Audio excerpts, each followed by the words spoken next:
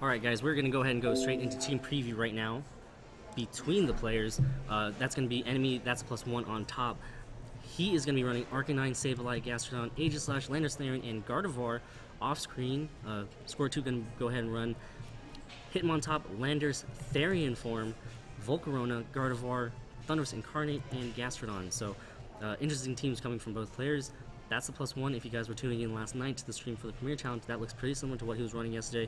Wouldn't be surprised if he decided to make a couple tweaks here and there, but I do know for a fact that that is probably Mega Sableye. That is currently his favorite Pokemon, in my opinion. Yesterday, he did go to the top 8 in the Premier Challenge yesterday, eventually losing to Infuego. Squirtwo, on the other hand, is actually more of a local player from Utah. Yeah, he's one of the best players here in Salt Lake City. Done great at Premier Challenges all year. Got top 8 last year at this regional. Really great player. I believe he's actually maxed out on Premier Challenges, right? That's why he didn't play yesterday. I believe so. So looking at these teams, I think they're both Mega Gardevoir teams. We do know that Sableye has a Mega Stone also, but most likely the Gardevoir is too. So we may see a Mega Gardevoir mirror here. Landorus for both teams, something we have seen a lot in the last couple weeks of tournaments. The Landorus is going to be really useful for Bridger, I think, to handle that Arcanine and Aegislash if he can get around Wide Guard and Will-O-Wisp. Right, absolutely. And one thing that we do see in common with a lot of the players right now is that a lot of them are packing Intimidate. You know, you see Bridger, he has 2 clear Intimidators right there in Hitmontop and Landorus Therian. Up top, you know, Phil is going to be going ahead and running Arcanine and Landorus Therian as well. As we go into the leads, we see the infamous top moth lead coming out from squirtwo. Phil going to go ahead and run Arcanine and Sableye instead. Both Pokemon, Hitmontop and Arcanine, exchanging fake outs with each other mostly. Volcarona and Sableye will not be caring too much about that. Yeah, I wonder if this is the traditional top moth. I'm trying to set up Quiver Dance. We've seen a lot of Volcaronas doing a range of things recently. Not all of them are going to be the Quiver Dance we saw a lot more of in like 2012. That Sableye can threaten the Will-O-Wisp and Hitmontop, and meanwhile Hitmontop can't really do much. It got the Intimidate out on Arcanine and can threaten to fake out this turn, but if it does on Arcanine, it'll be risking taking Will-O-Wisp and really reducing any ability it has to threaten with close combat later in the game. Right now, if it is the traditional top moth that we're used to seeing, Len, most likely fake out the Arcanine and then start setting up some... goes straight for the Quick Guard, going to try to prevent any sort of fake out or any sort of extreme speed possibly from that Arcanine. Does work with the... Fiery Dance. Does work, block the fake out, but goes for the Fiery Dance instead onto the Sableye, doing a little bit of damage right there as Arcanine going to go ahead and go for the Flare Blitz onto the Volcarona. Volcarona is actually a pretty bulky Pokemon. Yeah, I think it'll take that Flare Blitz. It takes it for just over half.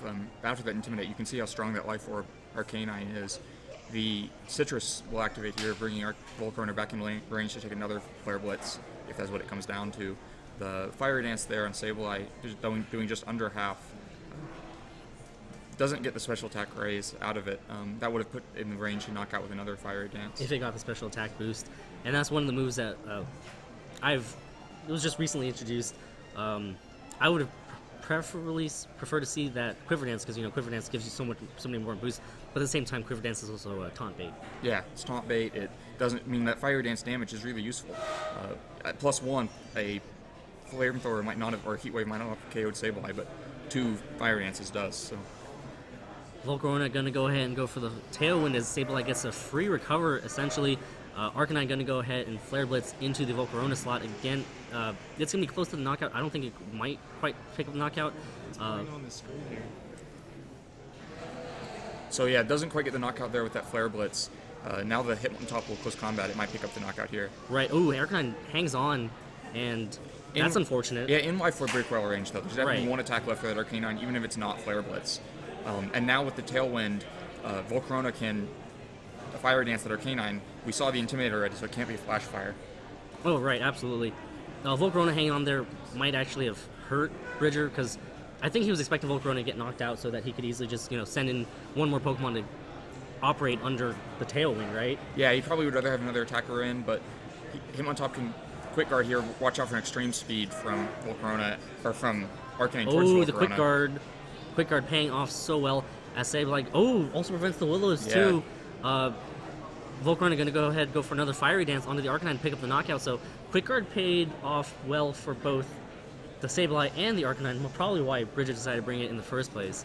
Yeah, it's interesting though, setting up Tailwind and then quick guarding 2 priority attacks the next turn, making actual speed totally irrelevant that turn. Right, and that's unfortunate. I mean, that is a turn of wasted Tailwind, but at the same time, you protect yourself from getting burned, protect yourself from No, getting it's knocked still out. a great turn Yeah. for Bridger. You just wonder if maybe he wouldn't have been better off just getting the... But he wouldn't have forced the exchange speed without the Tailwind. It was kind of required to even get in that position to quick guard. So it came in useful, I think, in kind of a backhanded way. We do see Gardevoir come out for... That's a +1 side, and I know for a fact that he's probably running dual Mega, dual Gardevoir, dual Sableye, and he tried to pick which Mega he goes with, depending on what the situation calls for. Right now, it doesn't really look like he needs Magic Bounce in any way, and Sableye is going to be pretty free to recover.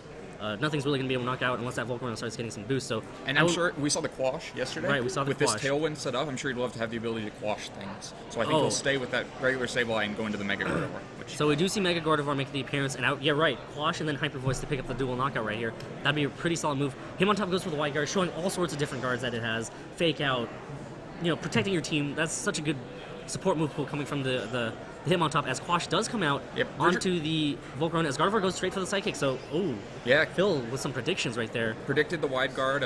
Bridger likes having his Quick Guards and Wide Guards. He used to use Quick Guard, Wide Guard, Mr. Mime.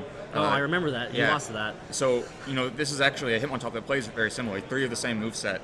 Close Combat instead of the Trick Room that Mr. Mime used to carry, but something Bridger's used to playing just in a slightly different way. We see Gardevoir come out and gonna go ahead and trace Pixelate right off the bat. So we have a Pixelate regular Gardevoir on the field now. Right, but I mean, there's no point in not Mega Evolving right now. You get that cool special attack boost, special defense boost, all sorts of different boosts to the stats. So, wouldn't be surprised to see if that's the Mega. One of the things about that is that's going to hit Sableye for super effective, barring it carrying a Rosalie Berry. Yeah, probably we'll pick up we already know it has the Mega Stones. We'll pick up the KO on Sableye most likely. It can be quashed, but I don't think Phil can actually stop the Hyper Voice from going off this turn. Traded Hyper Voices on these Gardevoirs are going to do a lot of damage to both of them, but not go near to the KO on either one. The Hitmontop and the Sableye are the ones in danger from these Hyper Voices. Already Phil's getting his Sableye off the field. I wonder if Bridger will also take his Hitmontop off the field. Aegislash is going to make an appearance. Aegislash is definitely one Pokemon that does not mind going off against Hitmontop or Gardevoir. Aegislash, of course, walls both of Gardevoir, same type attack boost attacks. Hitmontop goes again for the Wide Guard, going to stay in there, going to try to prevent any Hyper Voices coming out, but at the same time it's dangerous because, you saw the Psychic last turn. Phil knows that the Wide Guard's coming this turn too, so he does go for the Hyper Voice and does do a lot of damage to the Gardevoir and the Aegislash. I think Bridger's perfectly okay with this though. The Wide Guard protected the Gardevoir from taking damage, and now that we know what Phil has left, it's a Sableye, an Aegislash, a Gardevoir, Hitmontop's not doing anything the rest of this game. Right. Getting it off the field for free while protecting Gardevoir from taking any damage this turn is something Bridger can absolutely live with. Bridger now down to his last 2 Pokemon, going to reveal the Landorus Therian, going to go ahead and intimidate both those special attackers. Right now, position-wise, it's still pretty fair that Gardevoir most likely will get knocked out this turn. Yeah, I think so. This is on Phil's side, I mean. Yeah. So this is where you'd love to Earthquake. That may make you predictable though, as you have to protect with your Gardevoir in order to get an Earthquake off. But it would likely pick up the KO on Phil's Gardevoir and do a large amount to that Aegislash, and especially if you protect a Flash Cannon, it would be a great turn. But Phil has to know that an Earthquake is a likely thing and will force to protect even outside of trying to predict a Flash Cannon, so I'd expect Aegislash should go after this Landorus and try to get damage on it.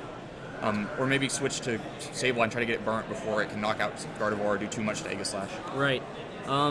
That's one of the cool things about Sableye. You pick and choose when you want Prankster, when you don't want Prankster. You prefer to have the Magic Bounce, and I think Phil is currently... He did a good job.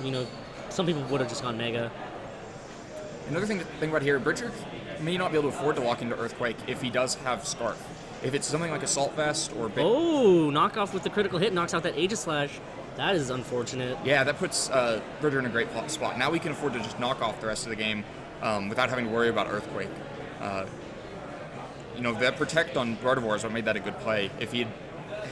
And also, of course, the critical hit. But if that turn had gone differently, where Gardevoir had gone for a Hyper Voice and gotten it off for free, would have been in a much worse position for Bridger. Now he's in a great spot where Knockoff most likely KOs Gardevoir, and Hyper Voice KOs both, I think, if it can manage to get it off. One-on-one, though, actually, I think Sableye wants to face off against that Landorus, if anything. Right, it just has to figure out a way to get Gardevoir off the field. It's going to need to fake out Gardevoir here to keep itself from taking a Hyper Voice. Then the other Gardevoir will be able to get a Hyper Voice off, but then it'll come down to which Gardevoir can get a Hyper Voice next turn. Landorus is going to go ahead and go for the Rock Slide, so we know that Landorus Therian is not a choice because it switched moves. Gardevoir hangs on, so now it does come down to a speed tie. Phil needs to knock out that Gardevoir in order to have a chance, because that Gardevoir will just eat up Sableye. Yeah, it may not come. The Gardevoir on Bridger's side could still protect this turn and give the Landorus on Bridger's side a chance to get another Rock Slide off. Or go straight for the knockoff. Some 100% move. Yeah. Go for the Earthquake. So Gardevoir can still avoid the speed type by protecting itself, knowing that it doesn't need to be around to KO that Gardevoir on Phil's side. All it needs to do is get a Hyper Voice off on Sableye and basically outlive the other Gardevoir, and this game is in Bridger's hands. The other hand, there's a good chance that Bridger could still pull out this game even if his Gardevoir goes down. And if he can get a Rock Slide, good damage on Sableye, and then another knockoff on Sableye could get the KO. Gardevoir going to go ahead and protect itself this turn from Phil's side, so that's a good play. Maybe he's reading Bridger. Sableye goes straight for the Will-O-Wisp onto the Landorus Therian. Going to get a little bit of chip damage right here. But this worked out great for Bridger. He didn't protect with his Gardevoir. I think Phil wanted to protect with his Gardevoir on the same turn Bridger protected his, keep them both alive for another turn. Instead, a Hyper Voice is going to hit this Sableye. Oh, Gardevoir goes for the Trick Room. Even better of a move. Yeah. Wow, that is a clutch Trick Room if I've ever seen one. Yeah, we saw that the Gardevoir on Phil's side was the fastest thing on the field, and then the priority from Sableye. Sableye will still have its priority and be able to do something like burn Gardevoir, but it won't matter much if he gets a Hyper Voice off faster. The game will be Bridger's. Swagger, Confuse Ray, those are some moves that Swagger need to or happen Confuse Ray right is now. what you'd expect to see. Something to stop this Hyper Voice, because there is no way to survive any of that. And there's no way to outspeed and try to get a KO. It'll take confusion. So Phil, in good position, thought he was playing it safe, and I definitely agree with his moves there. He wasn't sure if the Gardevoir was going to definitely protect in that situation, just to see when the other Gardevoir was going to protect. But Bridger just turned it around completely with that Trick Room. So what moves have we seen on Sableye's set so far? We've seen Recover, Will-O-Wisp, Fake Out, Will-O-Wisp. Did it show Foul Play? I think it might have Foul Play. Gardevoir protects itself again. Sableye goes for the Quash. Oh, the Quash. That's the fourth move, of course. And so the Quash would have been a huge there, but instead...